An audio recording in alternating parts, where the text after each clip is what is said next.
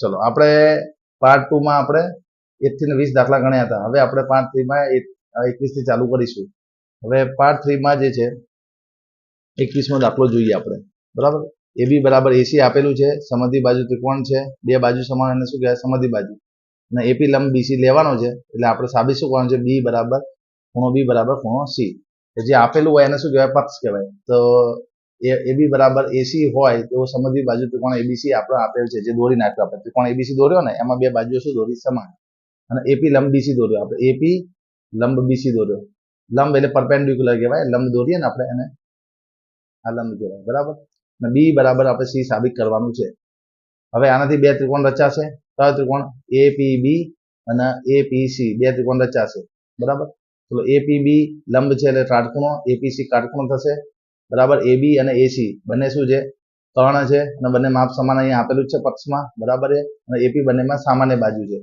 તો કઈ શરત આવશે? કા ક બા, કાટખૂણો, કર્ણ અને બાજુ. કા બા શરત મુજબ બંને ત્રિકોણ APB અને APC શું થશે? એકરૂપ થશે. હવે CPCT મુજબ શું કહેવાય? B ને અંદરૂપ ખૂણો શું છે?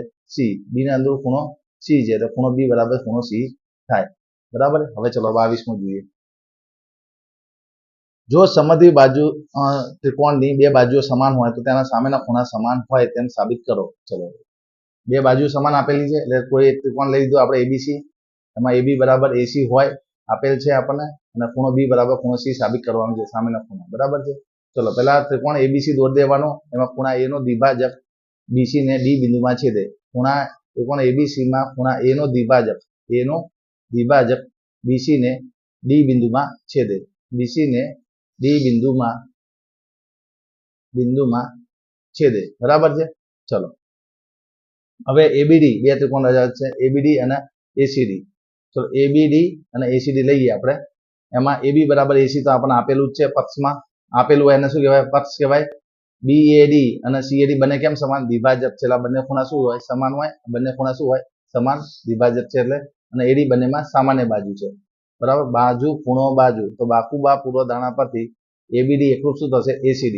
એટલે CPCT પ્રમાણે શું કહેવાશે? B ને અનુરૂપ શું કહેવાશે? C ખૂણો. B ને અનુરૂપ ખૂણો શું કહેવાશે? C.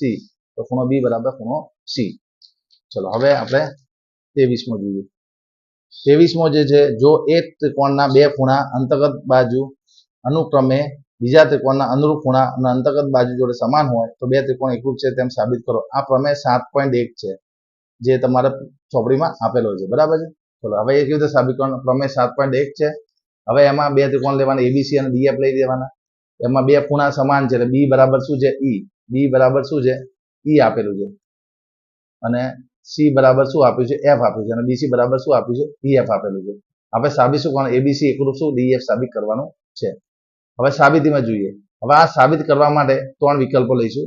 કારણ કે AB અને D બે બાજુ વચ્ચે ત્રણ વિકલ્પો હોય. AB બરાબર D હોય અથવા AB બરાબર D નથી. બરાબર. જો AB બરાબર D હોય, જો AB બરાબર આપણે D લઈ લઈએ તો બાજુ ખૂણો બાજુ, બાજુ ખૂણો બાજુ, AB બરાબર D આપણે જો ધારી લઈએ તો B બરાબર તો E આપેલું જ છે, અને BC બરાબર E પણ આપેલું જ છે. તો બા કુબા પૂર્વ ધારણા પરથી ABC એકરૂપ શું થશે? DF સાબિત થઈ જશે. બરાબર. હવે AB બરાબર D ના હોય તો AB ગ્રેટર દેન શું હોય? D. AB D થી મોટો હોય અથવા AB D થી નાનો હોય. બે માંથી બે શક્યતા હોય.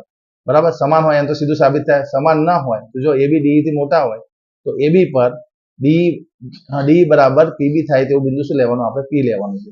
બરાબર. AB પર P બિંદુ એવું લેવાનું કે PB બરાબર શું થાય? D થાય. એનો મતલબ શું થયો? તો PB બરાબર D થઈ ગયું, ખૂણો B બરાબર E થઈ ગયો, અને BC બરાબર શું થઈ ગયું? EF. બાકુબા પૂર્વ ધારણા પરથી PBC એકરૂપ શું થશે? આ PBC એકરૂપ શું થશે? DEF થઈ જશે. બરાબર. હવે PCB CPCT મુજબ શું લખાય? PCB અને DFE બંને સમાન થશે. પરંતુ પક્ષમાં શું આપ્યું છે? ACB બરાબર DFE આપેલું છે. જો આ C ખૂણો છે ને, C ખૂણો F એ આ છે. ACB અને DFE આપણે પક્ષમાં આપેલું છે. એનો મતલબ આ બંને ખૂણા શું થઈ ગયા? આ બંને ખૂણા સમાન છે. તો આ બંને ખૂણા શું થઈ ગયા? સમાન થઈ ગયા. ACB અને PCB. હવે આ ત્યારે જ શક્ય બને, આ માત્ર ત્યારે જ શક્ય બને જ્યારે P બરાબર A હોય તો જ, નહીં તો શક્ય બને નહીં. એટલે P ની જગ્યાએ આપણે A લખીએ તો B બરાબર શું થઈ જાય? D. તો ABC એકરૂપ શું થશે? DF થઈ જશે.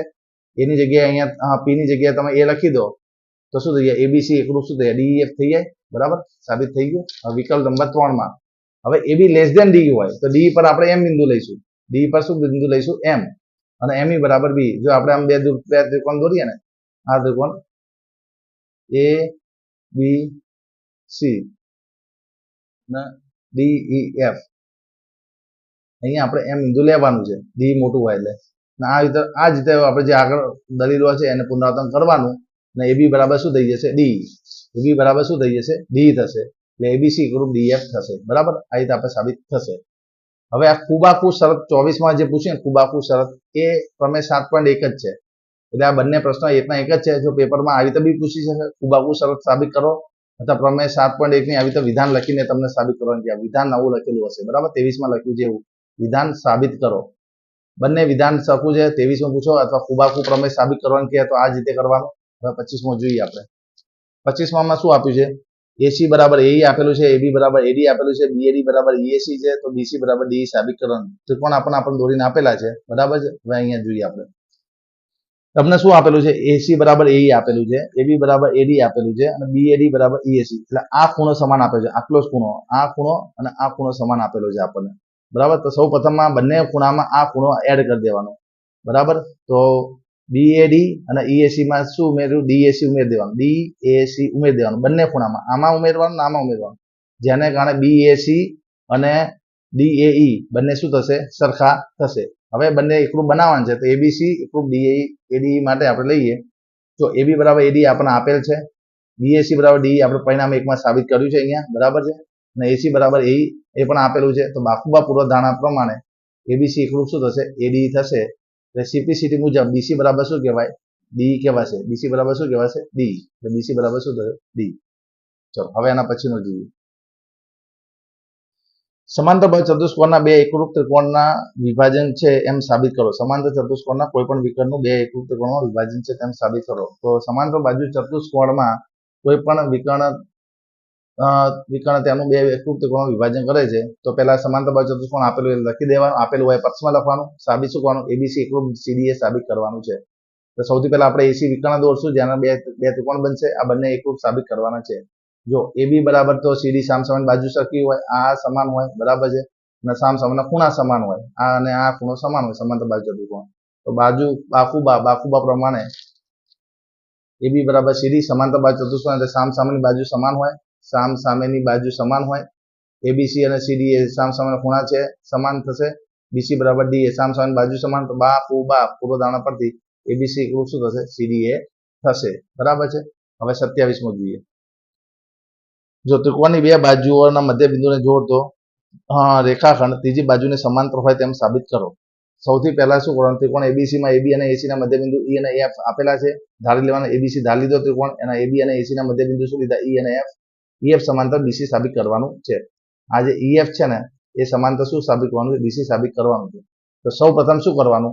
કે આ જે બીએ છે ને, એને સમાંતર એક રેખા દોરવાની સી માંથી. બરાબર, જે આ જે રેખાને છે એ શેમાં છેદે? ડી બિંદુમાં છેદે. તો સૌથી પહેલા બીસીડી સમાંતર બીએ દોરવાનું, અને ઈએફ એ સીએમ ને ડી બિંદુમાં છેદે, જેનાથી બે ત્રિકોણ બનશે એઈએફ અને સીડીએફ. હવે જો, હવે અહીંયા સમજી લો કેવી રીતે થાય. હવે ઈએએફ આ ખૂણો અને આ ખૂણો બંને સમાન થશે, કારણ કે ઝેડ બનશે, આમાં યુગ્મ કોણ બનશે. બરાબર, તો આપણે લખ્યું યુગ્મ કોણ. બરાબર છે. બીજું એએફ બરાબર શું થશે? FD FC. કેમ? એફ બરાબર એફસી સીએફ કેમ થશે? કારણ કે એફ એ એસી નું મધ્ય બિંદુ છે, એફ એ એસી નું મધ્ય બિંદુ છે, એટલે એફ બરાબર સીએફ. બીજું એએફઈ અને સીડીએફઈ બંને આ શું કહેવાય? અભિકોણ કહેવાશે. આ બંને કેવા કહેવાશે? અભિકોણ. એટલે બંને કુબાકુ શરત મુજબ બંને ત્રિકોણો શું થઈ જશે? એકરૂપ થઈ જશે. બંને ત્રિકોણો એકરૂપ થઈ જાય તો લખાય શું? સીપીસીટી મુજબ ઈએફ બરાબર શું લખાય? ડીએફ લખાય. ઈએફ બરાબર શું લખાશે? ડીએફ. અને બી બરાબર, હવે જો પેલા જુઓ, એ બરાબર તો બી થશે, કારણ કે આ ઈ એ બી નું મધ્ય બિંદુ છે, એટલે આ અને આ બંને શું છે? સમાન. પણ એ બરાબર તો શું છે? ડી. એ બરાબર શું છે? સીડી. જો બી બરાબર એ મધ્ય બિંદુ છે એટલે, અને એ બરાબર સીપીસીટી પ્રમાણે શું છે? સીડી છે. બરાબર, એટલે બી બરાબર શું થઈ ગયું? સીડી થઈ ગયું. બી સમાંતર સીડી છે. બી સમાંતર સીડી કેમ? તો આપણે એબી સમાંતર સીડી દોરેલું છે સી માંથી, એબી ને સમાંતર, બી ને સમાંતર આપણે દોરેલું છે, એટલે લખ્યું છે સીડી સમાંતર બીએ. એના પરથી લખાય કે ઈએફ સમાંતર શું છે? બીસી છે. બી સમાંતર સીડી છે અને બી બરાબર સીડી આપણે અહીંયા સાબિત કર્યું છે. તો એ જોડ સમાંતર હોય અને સામસામેની બાજુ સમાન હોય તો એ ચતુષ્કોણ કેવો બને? સમાંતર બાજુ ચતુષ્કોણ છે તેમ કહેવાય.